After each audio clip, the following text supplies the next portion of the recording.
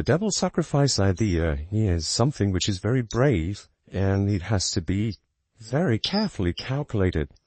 Yet it is one of the most beautiful combinations that I've ever seen, one of the most beautiful attacks that I've ever seen that come against the Castle King. What we have right now in front of us is a position that happened in a game played between two strong masters. So pretty much all we see is that White has quite a few of his pieces better position. Especially if you look carefully, you're going to discover that White's bishop from b2 is excellent. And that's lined up directly against the king. Also, the bishop on e2 is e4 is very well set it together. So what we have to ask ourselves in here is, what is the best way for him to continue in order to really break the black position? I mean, obviously we can have a move like queen g4, but then it won't work so well because black will play f5. You attack the queen, hit our bishop, and it doesn't look like much. We've got this bishop takes h7 too, but then if black takes with the king, we don't have a knight or many pieces to attack. So really, what's the best way for us to go? I mean, I'll suggest to you for training purposes to pause the video right here and try to calculate this position yourself, try to analyze it a little bit, and try to discover the combination, the way how White found to destroy Black's king's bastions right now.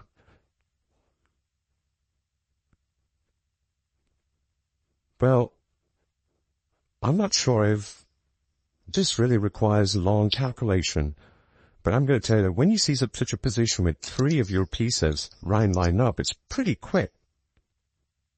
What you have to follow it. See, so we have to consider is relatively easier to understand. We have to break through. And that's exactly what White did with his next move. The next move is a beautiful example. It's bishop takes to h7. Why is this move so important? Well, it's because once we actually do the move of bishop takes h7, it's not only about how it will work, it's about what it allows us to do. When the king took back, obviously, White plays the move queen to h5 for the check. That forces the black king to move one square behind us also, like to go back to the g8. And when the king goes down there, we've got bishop takes g7. That is a perfect move to continue. Bishop takes g7, and now we have a threat on the h8, which is sort of a checkmate. So what we realize is that if f5 comes in, there is queen h8, king f7, bishop takes f8, and then black's losing. As a matter of fact, it's amazing to understand how a double bishop sacrifice is possible just so that we eliminate whatever is protecting in front of him. This is a way to go. Now, the truth is that the queen h8 looks way too bad for black, as it's going to be a checkmate if not else. And so I suppose you'll have to do, different moves. Maybe if you take on the g7, okay, that seems the only most logical way to happen. Then we've got queen g5 check, and what we see is that any of the squares where the black king could fly and are taken, it's got to go right from behind. And then what do we do? Okay, well, there is a chance for us to play rook c3 with an idea of playing rook h3. But believe me, the most beautiful moves in chess are not always those which work. As a matter of fact, black can play bishop e4 here, and when we give that check, he's going to be in a pretty good condition to block us, so that we can become successful with it. We can have a check, and perhaps some sort of a perpetual is okay, but we don't look for that, right? We want to win. Okay, so what do we play the move rook to c4? It works, but then black will play f6, and maybe as a response to rook h4, he'll just offer his queen. I know it's quite nice looking. I mean, we win the queen, right? But I think you have to keep any of his pieces away from getting towards the defense. Now, the right way to go here is to play queen f6 with the check, and it's not just right because it's nice, but it's also because after queen f6, when the king moves anywhere, I don't care where, anywhere, what we pretty much have is the ability to play rook c4, and we've got rook to h4, so any of the black pieces are totally behind, so it doesn't have a chance to stop it. We find is that the king is bad, we've got rook to h8, and it is disastrous. So it doesn't work, and after queen to f6, he's giving up, queen king to g8, and then we have this possibility of playing c4, which is like a perfect continuation for him. So Does that help? Well, finally, I've mentioned surely what happens after that. Sort of black can't take the bishop because of the check on the queen. But I think that it's more important to just understand why it happens like it. But what makes a move like bishop takes you possible? The actual idea that black has no defenders. You see, when he has no defenders, and when you see more pieces coming, you may allow yourself to sacrifice 2 pieces. Now, in which situations you can allow yourself to sacrifice 2 pieces? Only when it has no defenders? No. See, you must have a bunch of pieces well coordinated and well played, because when you sacrifice 2, you see, you must have at least 2 more to follow it. That's why we don't like sacrificing as much, because if we don't have enough forces, we can't continue. Now, however, white has this queen, and obviously the rook, so it can give a check, and now the setup is unstoppable. It was a very, very beautiful example. Okay, let's take a look at something more, some more complex position in that direction. So this one looked cool. The next one is a very important position was played in the game between Belyaev and Pavlov in the USSR Championship in 1992. It was a pretty simple, nice position. We see the very same pattern.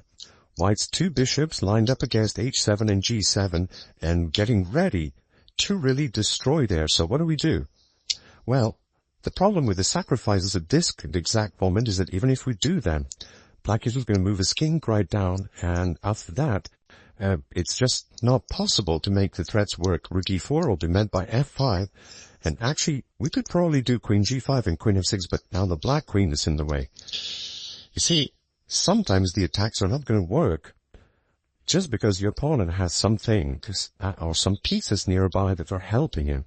So what you need to ask yourself in similar positions is, what is the problem? What's causing the problem? Now it's quite crystal clear. It's just about that queen. So what would you suggest that we do about this queen? So then we can make a sacrifice and destroy his defense.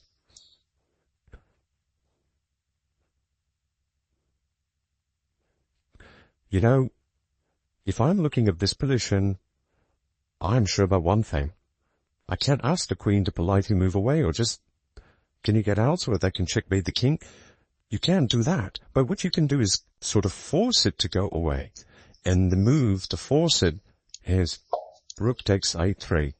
This kind of a sacrifice helps us because if he now refuses to take, I mean, we've got even more threats coming. Like after f6, we've got bishop d6. And if he takes it, we've got a discovered check. So we win his queen. But all right, well, what if actually he captures on a3? It looks very decent that way. Well, if he does that, we've got bishop takes h7 coming. We've got queen h5 check coming.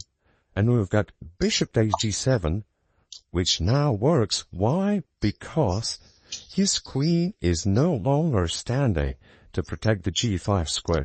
It is really amazing. After that move, black cannot play the move f5 because our queen is coming, and now it's too late for him to bring his own down the way. We just find out that after this check, if you have to offer his queen, and after the take, we checkmate him at the same time. So what happens if he actually captures with his own king? Or in that actual move, we can proceed with queen to g5 with a check. His king will have to go to the h8, and then we can immediately go for the move of rook to e4. We discover that this queen is too far away, and it can't get there to protect the king in time. A check from a1 will be met by king h2. So ultimately, rook h4 still stands, and black's king is in a big trouble. There seems to be no good way how you can work it out. So queen to b1 possibly is okay.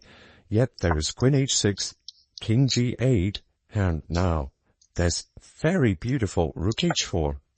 Keep in mind that the actual success of a given combination comes out of 2 pieces. This means we can't checkmate with 1, but we can use 2. Right now, there is the queen and the rook working together. So the truth is that there is queen h8. This move seems to be stopped only by one thing a black can do, and this is f6, hoping that he can transfer the king through.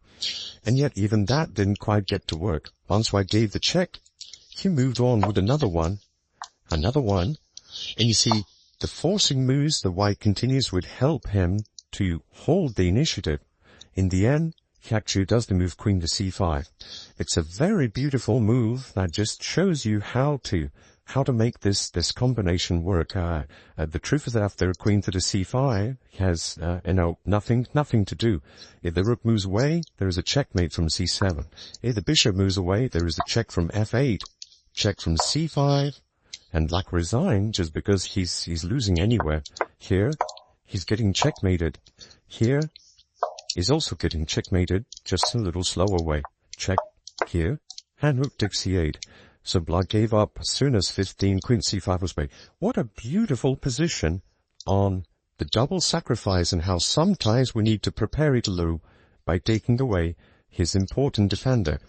And now let's take a look at a brilliant type of an exercise, which is on sacrificing the two bishops in a slightly different manner.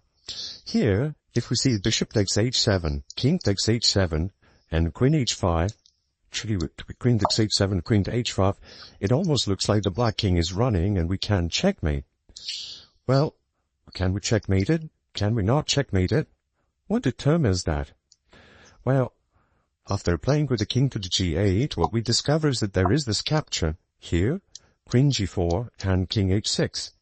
So now we suddenly find out that if we do rook f3, there'll be this knight takes f4, and it looks like we can't checkmate. See, it's important to consider the valuable moves, the valuable in-between moves coming by your opponent. So what white needs to do in this position is a small move. He needs to play bishop e5. Now, when this move happens, and essentially the black pawn goes into d6, now this sacrifice on h7 looks a little bit different, because that queen's route is to prevent it. So after a couple of the checks, takes, captures, and then the move of queen to the g4, it looks like if we do the move of rook to f3, the attack is actually working. Alright, black may survive by playing knight takes f4, but the truth is that white's attack still stands, and it's becoming very dangerous. It can continue with queen f5, queen h5, king g7, rook f3, and black will have a hard time holding it. This helps you realize how important it could be, the ability to destroy the opponent's king's defense. But before that, to ask what are these capable pieces and how can I possibly block them? An amazing tab of position showing us following the same team.